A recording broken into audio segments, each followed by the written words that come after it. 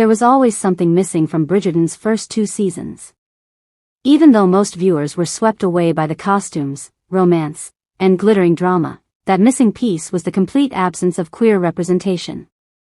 For a show that otherwise painted itself as progressive and inclusive, the lack of LGBTQ+ storylines stood out.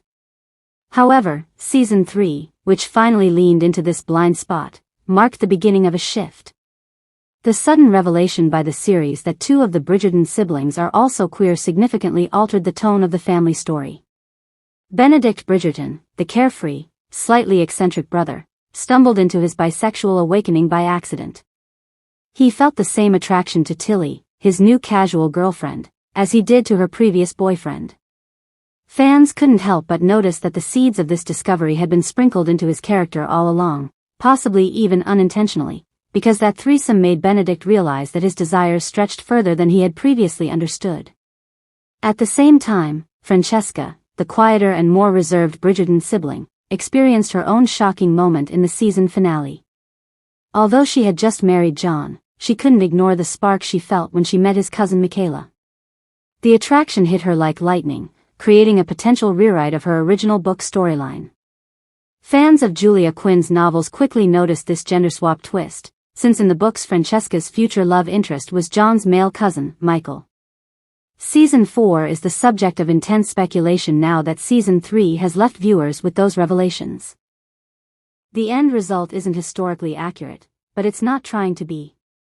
Bridgerton is essentially a fantasy, one where classical string quartets perform modern pop songs and 19th-century women flaunt perfect acrylic nails. Because of that dreamy quality, Bridgerton can pick and choose which social rules to enforce. That's why the arrival of queer romance actually feels like it could fit in. The show has never been bound by historical accuracy. Instead, it bends history to serve the emotions of its characters and the drama of its storylines. So when it comes to Benedict and Francesca, there are 2 very different ways this could unfold. Francesca's story already looks like it will be one of quiet self-discovery. She married young, but the deeper feelings she experiences for Michaela suggest she's headed toward a life-changing realization. Francesca has never craved the spotlight like some of her siblings, so it's easy to picture her journey being quieter, more intimate, and perhaps leading to a private but meaningful happily ever after. Benedict, however, is a completely different case. He thrives on being sociable, playful, and curious. Over the past 3 seasons, we've seen him immerse himself in the artistic world, embrace new ideas, and even experiment with polyamory. That makes him an excellent candidate to explore queer identity more openly within the ton.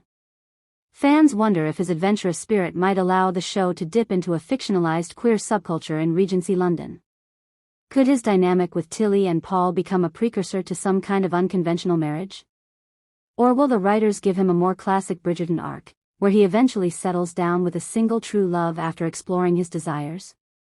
These possibilities highlight one of the trickiest challenges the show now faces: how to balance its fantasy elements with the social realities of the era. Earlier seasons confirmed that the world is still homophobic to some degree, since Benedict's friend Henry Granville and his lover Lord Weatherby were forced to hide their relationship. The question is whether Bridgerton will continue acknowledging those constraints or sweep them away, the same way it did with racial prejudice. One path would be to mirror what the show has already done with race, essentially erase homophobia from this world and allow queer couples to exist openly. It would be unrealistic historically, but it would match the show's larger ethos: secrets and shame are obstacles to love, and true happiness comes only when they're overcome. It would be hard to imagine a Bridgerton finale where queer couples are left living in secrecy while straight couples enjoy public weddings and children. Another layer to all of this is Bridgerton's traditional definition of happily ever after. Up until this point, the pattern has been clear: a sibling meets their soul mate, weds, and then starts a family right away. But queer storylines might push the show to expand that template. Francesca's path is complicated by her attraction to Michaela, and Eloise, who has always been more interested in ideas than romance, may push it even further. Her happy ending might not involve marriage at all. Perhaps she'd find fulfillment in intellectual or political pursuits.